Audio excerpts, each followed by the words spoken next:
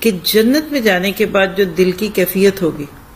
ہم کہتے ہیں نا آج میرا دل خوش ہے، کبھی ہم کہتے ہیں میرا دل اداس ہے، کبھی کہتے ہیں دل اڑا جا رہا ہے.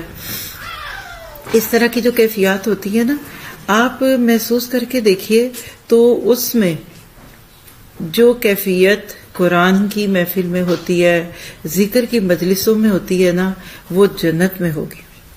یعنی علم کے حلقوں میں، ذکر کی محفلوں میں ہمارے دل کی جو کیفیت ہے نا، یہ اصل میں جنت کا تعارف ہے. ہم جنت میں جا کر کیسا محسوس کریں گے وہ ہمیں اس محفل میں ملتا ہے. اور ادھر سے باہر چلے جائیں تو دھکے ہیں.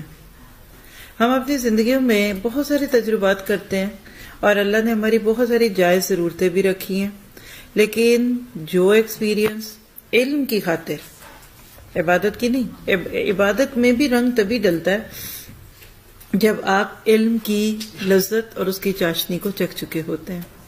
تو انشاءاللہ تعالی کل کی طرح اور ہر دن ایسا ہی ہوگا کہ شروع میں ہم کچھ ایسی چیزیں سیکھیں گے کہ جس سے ذی الحج کے یہ دن ہمارے لیے بڑے انمول تحفے والے بن جائیں اور ہم ان دنوں کو بہترین طریقے سے انجوائے کر سکیں.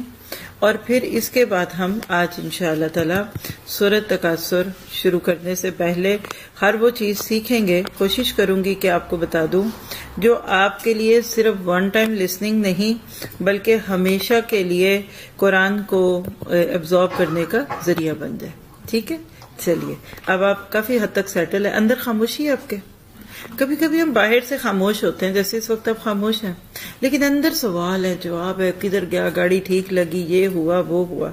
آپ میں سے کس کے اندر ابھی باتیں چل رہی ہیں؟ اس کو بھی بند کریں.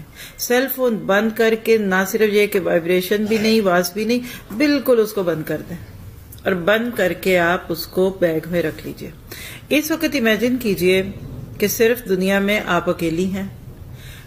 کوئی فکر، کوئی آگے کی، کوئی پیچھے کی، میرے اگلوں کے ساتھ کیا ہو رہا، پاکستان میں کیا ہو رہا، انڈیا میں کیا ہو رہا، چھوڑ دیجئے. ہمیں کیا، جو ہو رہا ہے ہوتا رہے، اللہ خیر کرے.